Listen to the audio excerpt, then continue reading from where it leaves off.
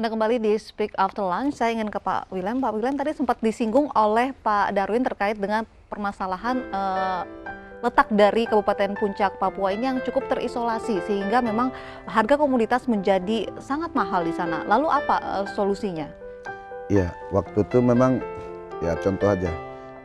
Dilihat dari masyarakat ini kan mau cari uang 100.000 atau 50.000. Dia menggali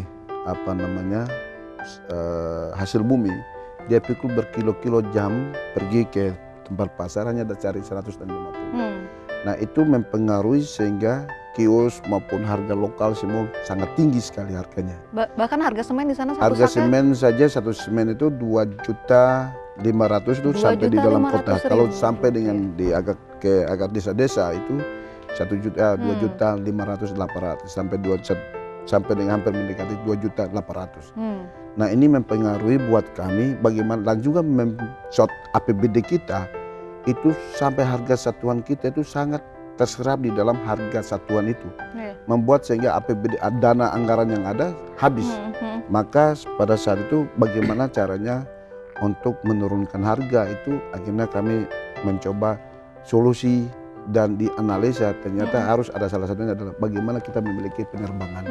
Salah satunya yang kita lakukan dan kita beli pesawat dan kita sudah jalan dan sekarang kita sudah jalan tapi pesawat ada terjadi masalah dan sekarang kita sudah kerjasama lagi bentuklah BUMD.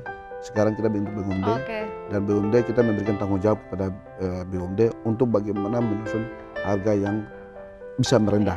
Saya ingin ke Pak Bambang. Pak Bambang, apa tantangan dalam pembangunan infrastruktur di Kabupaten Puncak Papua ini?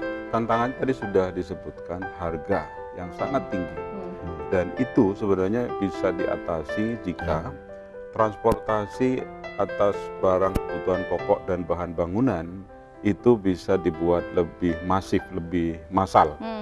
Sekarang harga mahal karena daya angkut pesawat itu kecil.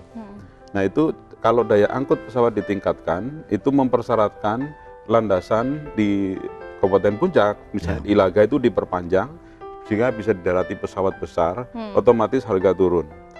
Nah hal-hal yang semacam ini tidak bisa dilakukan sendiri oleh pemerintah daerah. Sangat penting bahwa seluruh elemen pemerintahan termasuk khususnya pemerintah pusat memberikan perhatian khusus terhadap daerah dengan karakter khusus yaitu kondisi geografis yang sulit ini.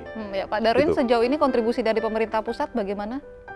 Jadi memang terkait dengan percepatan pembangunan di Kabupaten Puncak tentunya membutuhkan anggaran yang besar. Ya, tadi sudah dikatakan semua transportasi adalah udara, semua komponen material bangunan semua jadi mahal. Karena itu harga tadi kita itu harga kegiatan atau proyek kita itu dengan volume yang besar, dengan harga yang besar tetapi volumenya kecil. Karena kita memohon terus kepada pemerintah pusat untuk memberikan perhatian yang sungguh-sungguh kepada Kabupaten Puncak sebagai daerah baru dan daerah terisolir, agar apa? Agar semangat nasionalisme kehadiran negara nyata di dalam Kabupaten Puncak itu. Memang ada dana-dana masuk dari pusat masih, tapi kalau kita ukur dengan kebutuhan kita masih sangat terbatas sebenarnya.